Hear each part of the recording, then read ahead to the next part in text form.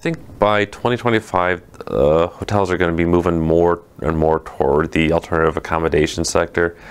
We're seeing now, they're looking for local experiences, they're looking for unique experiences, and the hotel industry, they see alternative accommodations doing that. They're seeing how that helps travelers immerse themselves in their the locality. So I think they're going to move closer and closer to that, and whether that's through starting up their own things, or maybe they're going to invest in different types of accommodations. I mean, we're already hearing about companies that are interested in things like glamping or tree houses or things like that.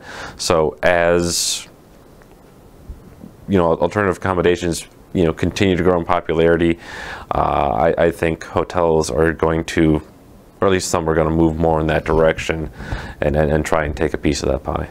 So if I were to broadly categorize what I think those big expectations are from people in the next 5 years, it's going to come down to personalization and on demand.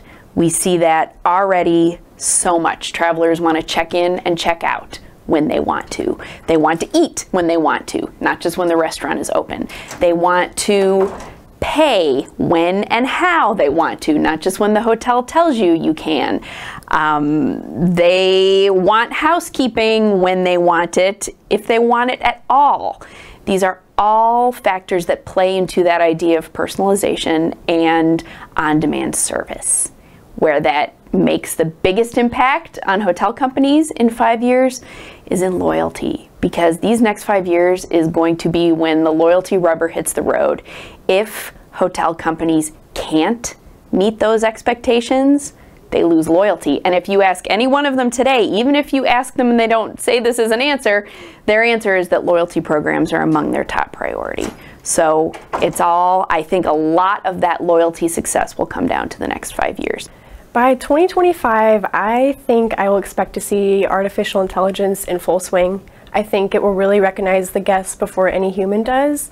I think you'll see anything from the booking phase to where it will kind of match you to whatever hotel is best fit for you based on the guest preference, and then to just more personalized experiences in the guest room and on property.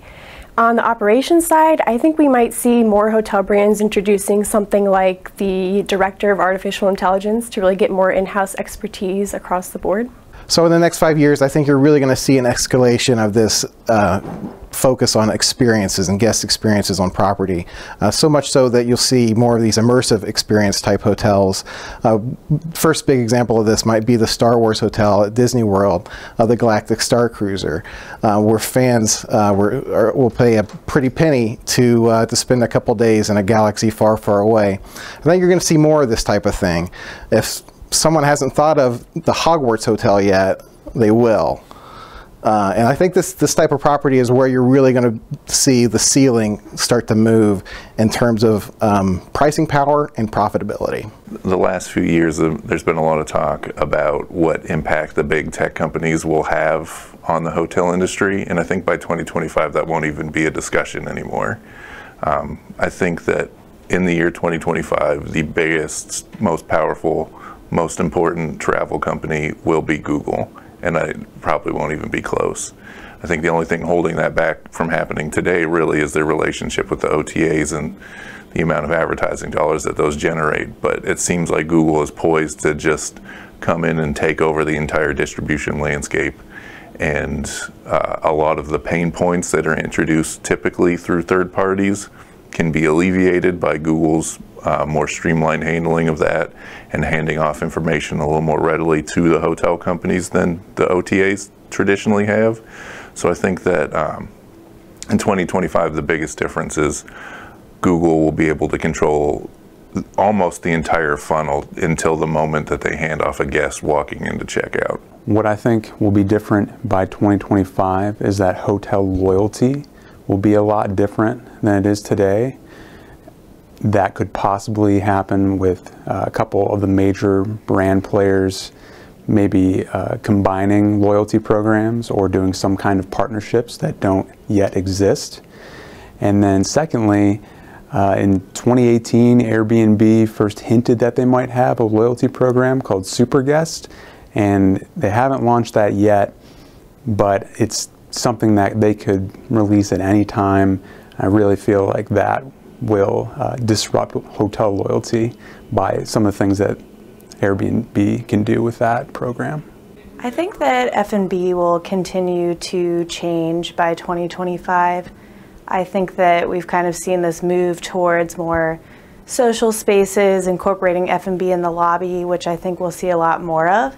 And I think we'll also see more experimentation with things like ghost kitchens, where hotels are kind of opening up their kitchen to delivery services, and room service will definitely go away. My prediction for 2025 is perhaps along the lines of much you'll hear, but branding is going to definitely increase across Europe. That might be in two pots. In Western Europe, we've seen a much more bigger emphasis on franchises. Probably in Eastern Europe, Central Europe and Eastern Europe, much more emphasis on management agreements as unsophisticated investors come into a hotel space. But this is going to be aligned against two things. Firstly, is how will loyalty schemes personalize their offerings for guests who increasingly are going to want non-branded or unique products? And secondly, what is Airbnb going to do? That's, I think, the big elephant in the room. IPO possibly next year. A lot of investors still like that program, that idea.